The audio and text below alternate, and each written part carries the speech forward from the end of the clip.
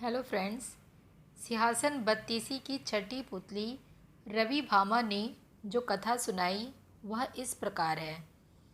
एक दिन विक्रमादित्य नदी के तट पर बने हुए अपने महल से प्राकृतिक सौंदर्य को निहार रहे थे।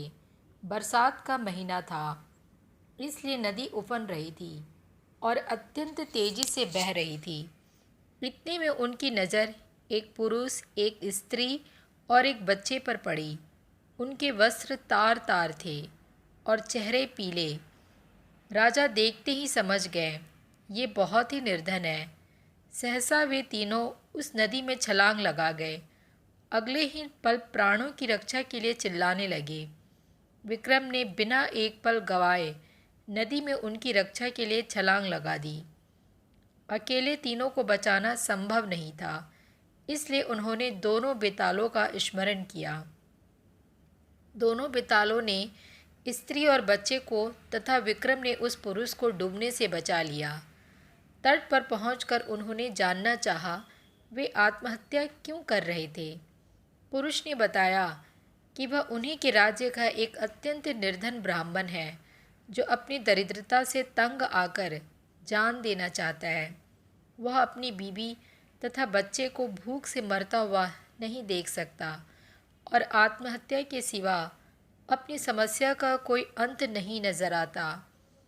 इस राज्य के लोग इतने आत्मनिर्भर हैं कि सारा काम खुद ही करते हैं, इसलिए उसे कोई रोजगार भी नहीं देता।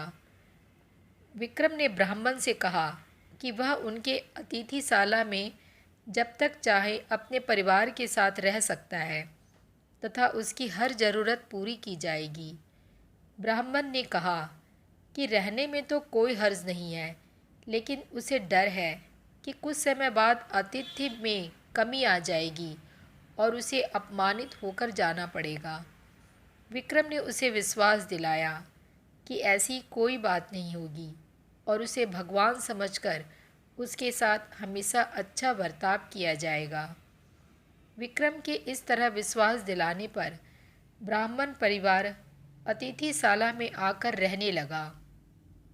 उसकी देखरेख के लिए नौकर चाकर नियुक्त कर दिए गए। वे मौज से रहते, अपनी मर्जी से खाते पीते और आरामदेह पलंग पर सोते। किसी चीज़ की उन्हें कमी नहीं थी, लेकिन वे सफाई पर बिल्कुल ध्यान नहीं देते। जो कपड़े पहनते थे उन्हें कई दिनों तक नहीं बदलते। जहाँ सोते वहीं थूकते और मलमूत्र त्याग भी कर देते। चारों तरफ गंदगी ही गंदगी फैल गई। दुर्गंध के मारे उनका स्थान एक पल भी ठहरने लायक नहीं रहा। नौकर चाकर कुछ दिनों तक तो धीरज से सब कुछ सहते रहे, लेकिन कब तक ऐसा चलता। राजा के कोप की भी उन्हें परवाह नहीं की और भाग खड़े हुए। राजा ने कई अन्य नौकर भेजे, पर सब के सब एक ही जैसे निकले। सबके लिए यह काम असंभव साबित हुआ। तब विक्रम ने खुद ही उनकी सेवा का बीड़ा उठाया। उठते बैठते सोते जागते वे ब्राह्मण परिवार की हर इच्छा पूरी करते। दुर्गंध के मारे माथा फटा जाता, फिर भी कभी अपशब्द का व्यवहार नहीं करते। उनके कहने पर विक्रम उनके पांव भी दबाते। ब्राह्मण परिवार ने हर संभव प्रयत्न किया कि विक्रम उनकी आतिथ्य से तंग आकर अतिथि सत्कार भूल जाए और अभद्रता से पेश आए, मगर उनकी कोशिश असफल रही। बड़े सब्र से विक्रम उनकी सेवा में लगे रहे, कभी उन्हें शिकायत का कोई मौका नहीं दिया। एक दिन ब्राह्मण ने जैसे उनकी परीक्षा लेने की ठान ली, उसने राजा को कहा कि वे उसके शरीर पर लगी विष्ठा साफ करे तथा उसे अच्छी तरह नहला धोकर साफ वस्त्र पहनाए। विक्रम तुरंत उसकी आज्ञा मानकर अपने हाथों से विष्ठा साफ करने को बढ़े।